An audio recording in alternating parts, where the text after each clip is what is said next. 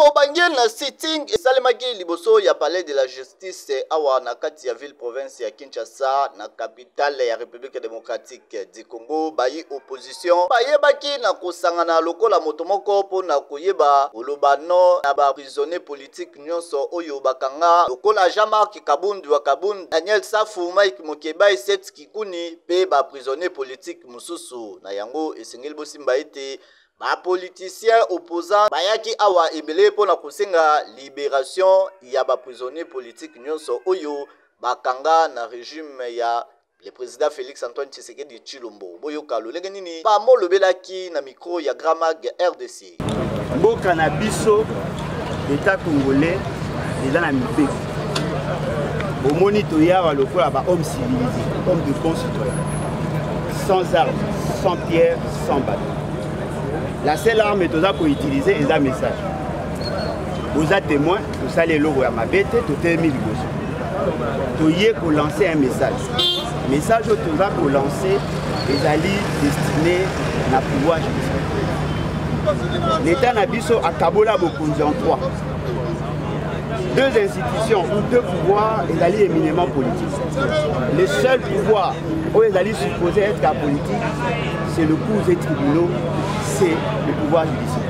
Et en gros, pacifiquement, oui, bizarre, la justice, que c'est l'essentiel et l'existentialité de l'État. Ce qui justice est athée, il n'y a pas d'État. Ce qui doit est athée, il n'y a pas de justice. Nakati na biso ba opposant. Batu baza kokufa. Batu baza kozala sodomisé.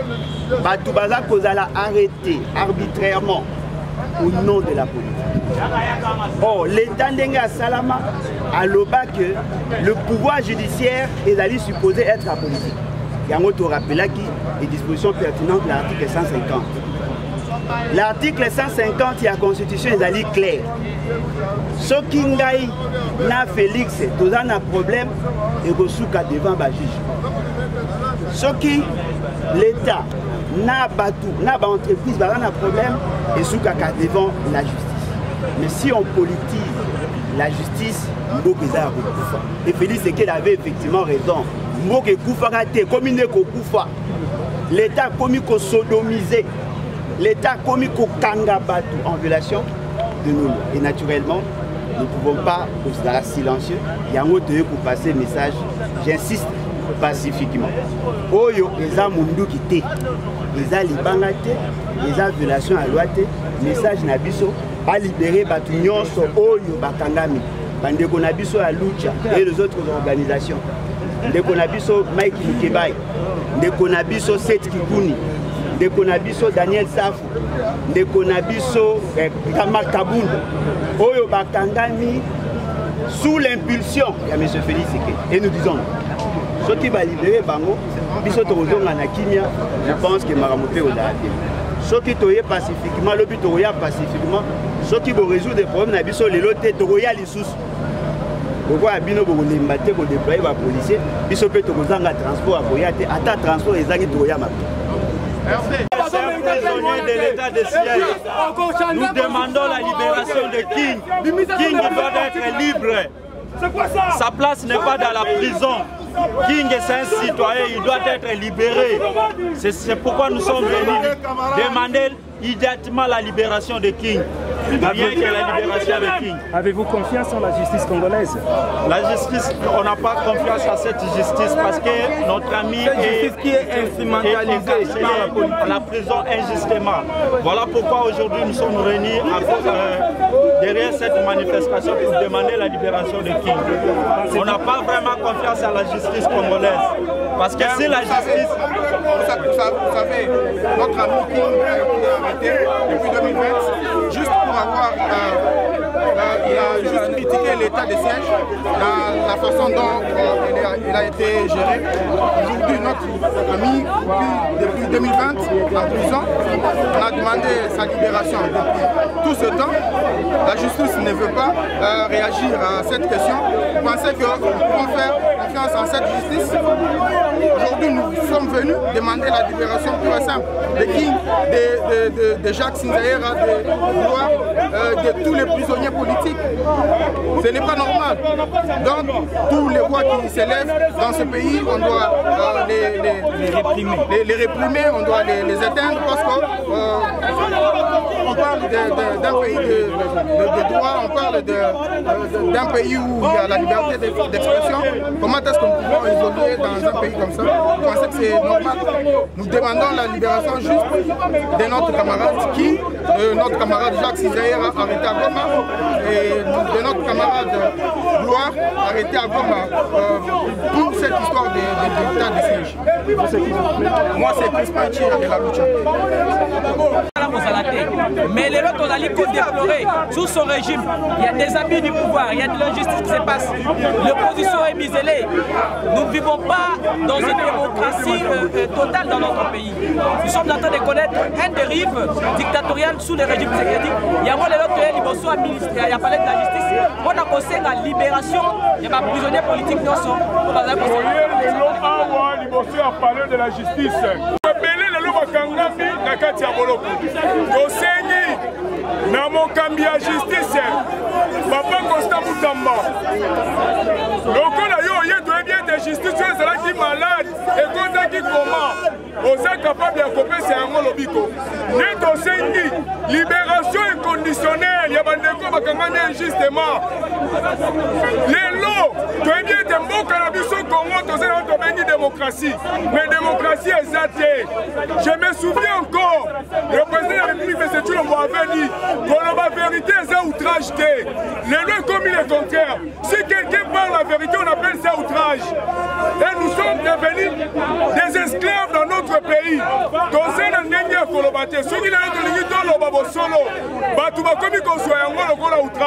C'est pour cela que nous sommes venus ici ce matin pour demander la libération inconditionnelle de tous les opposants.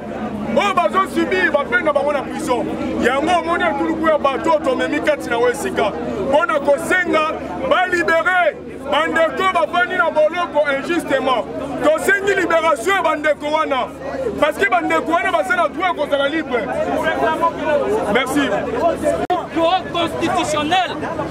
Parce que sans la justice, on ne peut pas parler d'un État. C'est pourquoi nous sommes devant le ministère dit la justice pour réclamer ce qui est notre droit et revendiquer la libération de tous les prisonniers politiques. Parce que nous constatons la dérive dictatoriale dans le régime de M. Félix Tshisekedi. C'est pourquoi nous sommes ici. Nous sommes venus revendiquer d'une manière pacifiquement. On n'a rien amené parce que nous disons très fois que la République démocratique du Congo, c'est un état de droit. C'est pourquoi nous sommes là. On ne demande pas une grâce présidentielle. On ne demande pas ce qu'on appelle soit de la libération conditionnelle. Mais nous sommes ici pour demander ce qu'on parle de l'acquittement. Parce que tous les opposants arrêtés, ils sont arrêtés en toute violation de notre loi suprême de notre pays.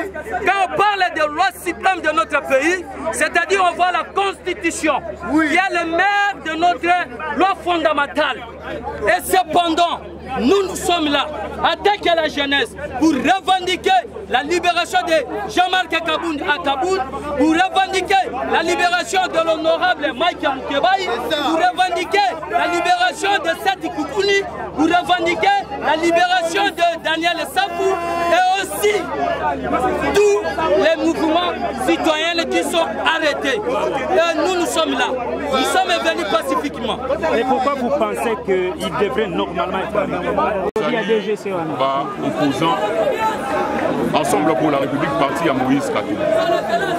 Là, et pour l'opposition, le ministre Constant Mutamba, je pense même que si Azala va soutenir à bien, nous saluons le travail qu'il est en train de faire. Nous sommes dans l'opposition républicaine.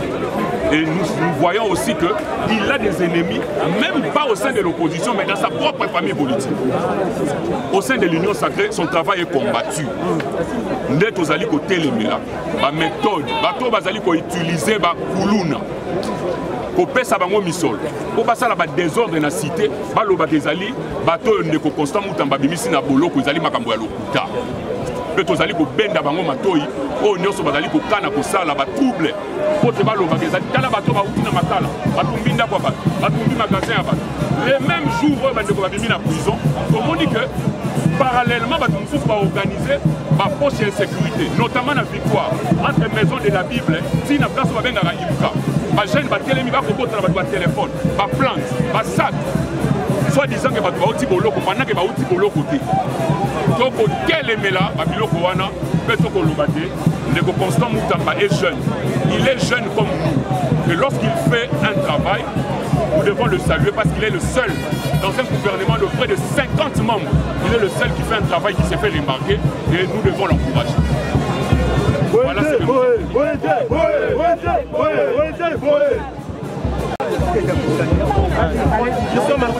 bandeko oyo bavandi na Delfo na DGC